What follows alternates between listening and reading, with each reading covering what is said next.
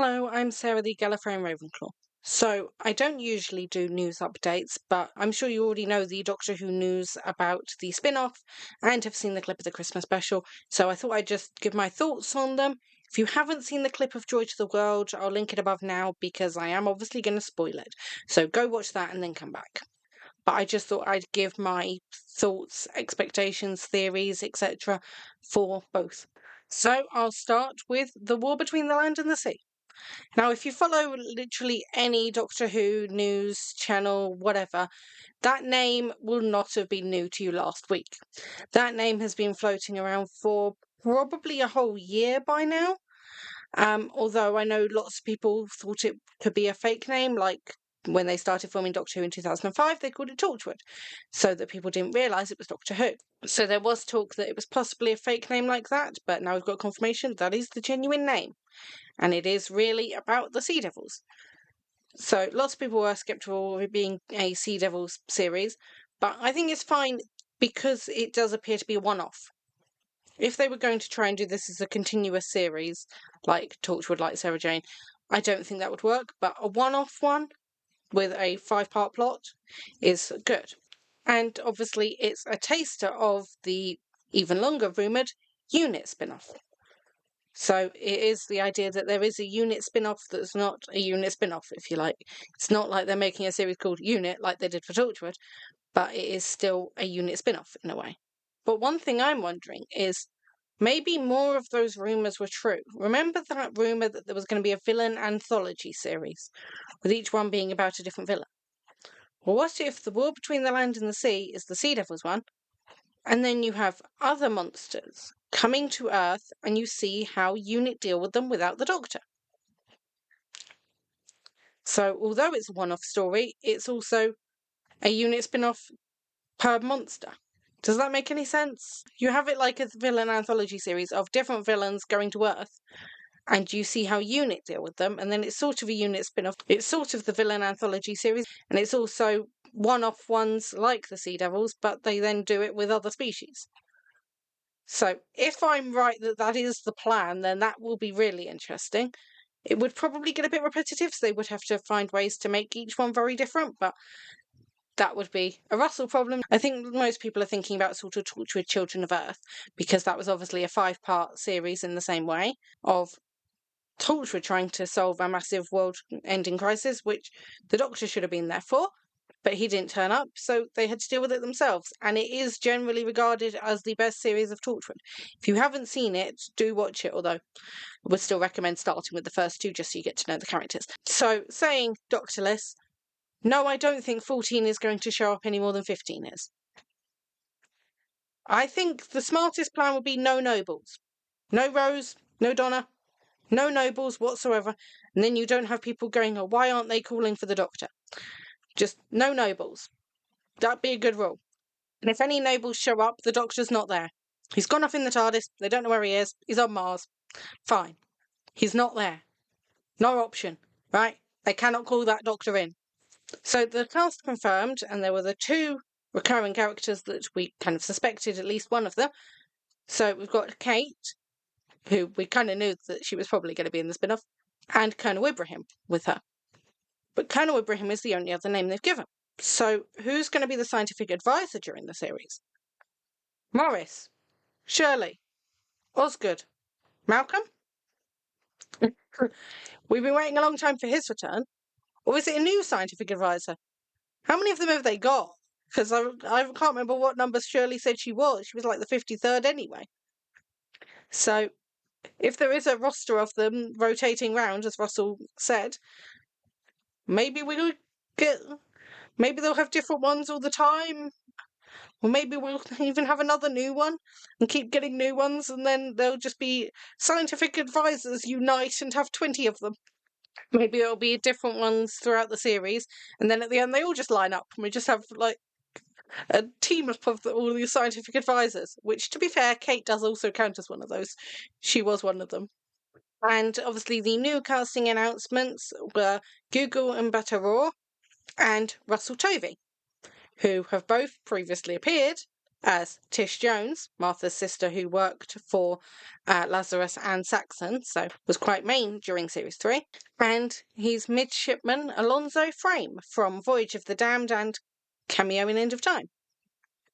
So, will those cast be addressed?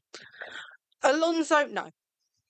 I said, the Doctor's not going to show up, so no one's going to recognise him, because even the Doctor probably wouldn't recognise him anymore. Let's be honest, it's been like 1,500 years since he knew Alonzo. He met him one day.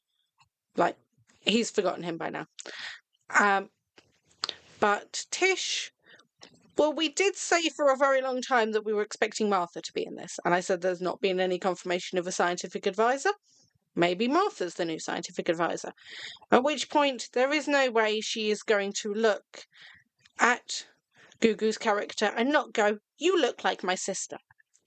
So, if Martha turns up, they will have to address Gugu. That will have to be addressed. They can't have the pair of them face to face and her not say, "You look like my sister." It would just be a jokey comment of like, "Oh, you look a bit like my sister." Next. So maybe the Martha rumour only started because someone saw the confirmation of Gugu and assumed she was playing Tish again, in which point, obviously, you would infer that Martha was with her. But maybe Martha will still return. She is still the only companion who we know after leaving the Doctor joined UNIT. So if you're having a UNIT spin-off, she is the obvious one. I know she then quit UNIT, but she did work for them at one point. Sorry, New Who companion, I mean. I know some of the classic ones worked with UNIT still. Because they worked with UNIT with the Doctor. But she's the only New Who one to have actually worked for UNIT post the Doctor. So that would make sense of her being the one that comes back. And if it's the spin-off, you don't have the problem of got to reintroduce her again. As it's a spin-off, you don't have to be so strict with the making sure you reintroduce who this character is. Like we've been saying is the problem with the whole season 1 reboot. Because spin-offs are only going to be watched by people who are more hardcore fans, and so most of them will probably know who Martha is because they've probably watched 2005 onwards, if not classic. But who Gugu Mbatha-Raw and Russell Tovey are playing hasn't been confirmed. Are they new members of UNIT? Is one of them the scientific advisor? Are they even human? Because the Sea Devils are the only confirmed species in it, but the Silurians and Sea Devils go rather hand in hand, especially seeing as we now know Silurians are returning. I could see Gugu playing a Silurian. Or are they just two ordinary people who get caught up in it all? Going back to Torchwood Children of Earth, are they the equivalent of Lois Habib, who just happened to start working in Frobisher's apartment that day and ended up helping Torchwood? Or are they more like the people in Miracle Day, the two CIA agents and the Doctor, who end up working with Torchwood throughout that? Or are they ordinary people who just end up joining UNIT at the end? I'd love to see them then actually appear in a Doctor Who episode working with UNIT to sort of bring the spin-off back in like they did in like Stolen Earth, Journey's End. So we haven't also got any idea of broadcast date because they're filming it in a few weeks. They're starting the filming, that's why they were announcing it before starting filming. But I'd guess probably between seasons 2 and seasons 3, so I would assume next autumn. I'm assuming it wouldn't need that much CGI, and that seems a logical place to set it, seeing as they've already filmed season 2 and Russell has already written season 3. He can make sure that they actually fit in the middle and can still make tweaks to season 3 if he wants UNIT to address what they've just done. Now on to Joy to the World. So, even in what I'm assuming it's the pre-title sequence, that clip, it felt very Moffat. Even without counting all the throwbacks to his own era and first episode, which Boom was full enough of those, see my full video of that, jumping between lots of different places for the beginning felt very Moffat and reminded me a lot of quite a few of his title sequences. Weirdly, it reminded me of Wedding of River Song because that's quite jumping between in the parallel thing. I know that episode's not popular, but I still love that opening title sequence. There is one other thing that the clip made me think of.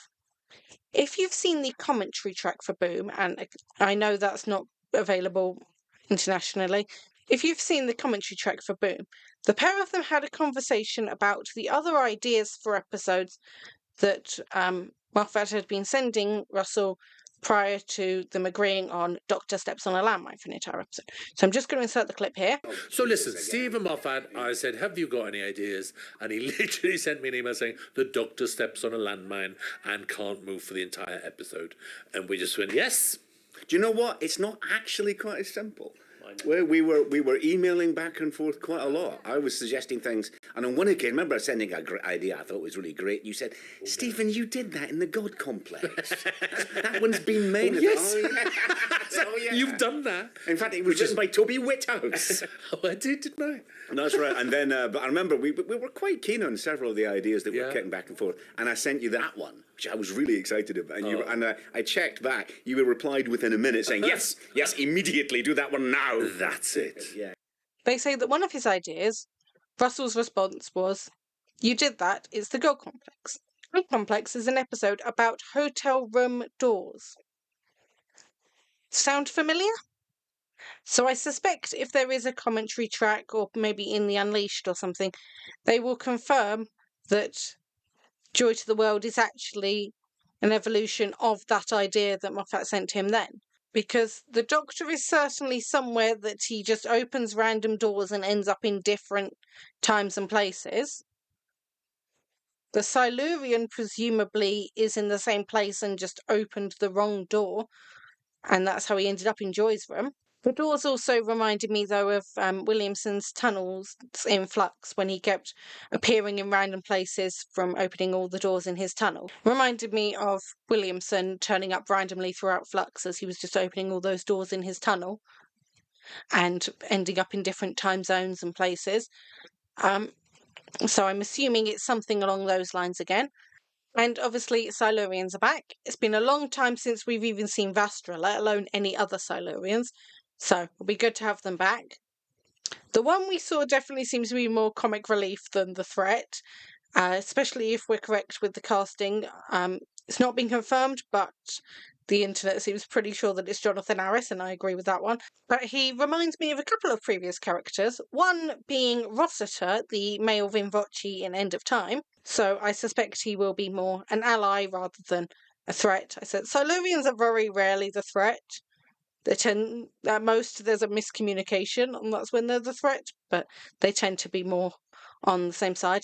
And the other character he reminded me of is again from the God Complex. There's a lot of God Complex in this, which is Gibbis, David Walliams' character. The whole surrendering instantly to a hairdryer made me think that this Silurian's a bit of a scaredy cat and probably isn't actually going to be that much help, even though he's going to be an ally. He's not going to be the most helpful ally, he's going to be too scared the whole time. So my only other theory for this episode is that Ruby will appear in it. Even if it's just a tiny bit like, I know, Rory and Amy appearing in closing time. It's just the Doctor saw them across the room and didn't approach. So I suspect we'll see something like that, or maybe even it'll be the final scene if we see that he sees her across the road and it cuts before we see whether he then crosses the road to speak to her, which would then lead into season 2. So can't wait for Christmas. Can't wait for more announcements about the war between the land and the sea, because I suspect they'll probably end up doing pretty much what they did throughout season 1, of making casting announcements around the time that they're going to appear on location, because people spot them when they're there. Like, I remember Kate was announced the day after she'd been spotted filming the scene for 73 Yards with Ruby. So she got announced the next day because everyone already knew it by then. So I suspect they'll end up doing that sort of thing again, so we will get some more cast announcements and possibly find out who the unit scientific advisor is. And my season 1 review is still coming. Won't be in the next few weeks, but it will be before Christmas. But I'm still hopeful for that. So thank you for watching. Bye.